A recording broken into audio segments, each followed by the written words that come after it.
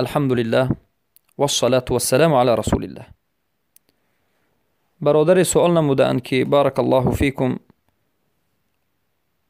آیا یک انسان را به استفاده بردن الله شهید نامیدن درست است؟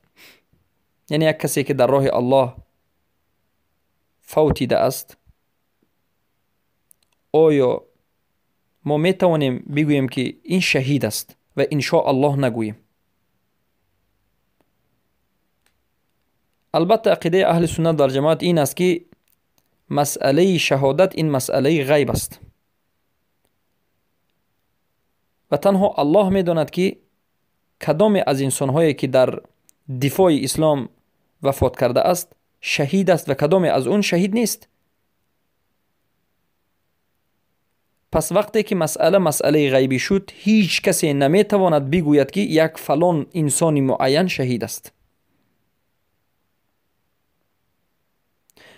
در زمان رسول اکرم صلی الله علیه و سلم، رسول اکرم صلی الله علیه و سلم بعضی از صحابگان را شهید می نامیدند، چرا که الله به رسول الله خبر می داد و رسول اکرم صلی الله علیه و سلم هیچ سخنی را از خود نمی گفتند. و ما ینطق عن الهوی ان هو الا وحی یوحی. اما بعد از این که رسول الله وفات کردند، وحی از جانب الله تمام به پایان رسید، انقطاع یافت. پس امروز به ما هیچ کس از غیب خبر داده نمی تواند و هیچ کس هم در مسئله غیب انیق صحبت کرده نمی تواند تا همان وقتی که در همین مسئله دلیل آمده باشد. ما در مسئله جنت، در مسئله دوزخ، در مسئله الله شناسی، در مسئله عذاب دوزخ، در مسئله نعمت جنت، در مسئله حوض کوثر، در مسئله پل صراط، در مسئله سؤال و جواب، در این مسائل ملائکه، در مسائل ملائکه، در مسائل حور العین، در مسائل زنده بودن شهدا، در مسائل عذاب قبر، سؤال قبر صحبت میکنیم. همه اش مسائل غیب است.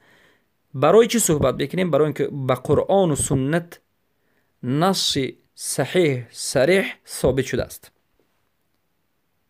اگر ثابت نمیشد صحبت نمی کردیم. اما در مسئله این که امروز یک کس بمیرد یا در دفاع اسلام وفات بکند، این انسان را شهید گفتن ما دلیل نداریم، برای اینکه به ما هیچ کسی خبر نمیدهد. به همین خاطر که حکممون حکم خطا نباشد، یک کسی شهید نشده را شهید نگوییم و در حق الله سخنی باطل را اعوذ بالله نگوییم. ما باید فقط بگوییم ما ظاهرا دیدیم که این انسان در مکان خوب وفات کرد، به همین خاطر ما میگیم این انسان الله شهید است. اگر الله خواسته باشد شهید است، چرا که ما از قلب اون، از نیت انسان خبردار نیستیم. برای همین به برادران و دوستان نصیحت میکنیم که در این مسئله به نهایت احتیاط باشند و یقین 100% کنون در این مسئله صحبت نکنند. البته رافضه ها در این مسئله الله ندارد. رافضه ها در این مسئله الله ندارد. عقیده رافضه این است که همه امام های اونها شهید مرده است و البته این عقیده باطل است. و اما اگر در بعضی حالت ها کسی شهید بگوید و از الله گفتن نه قصدن بلکه فراموشن ترک کند، در این حالت به نهایت شدید هم نگیرید، برای اینکه در بعضی حالت ها شاید فراموش کرده باشد، اما تذکره باید داد، تذکره یادرسی باید کرد. بارک الله فیکم.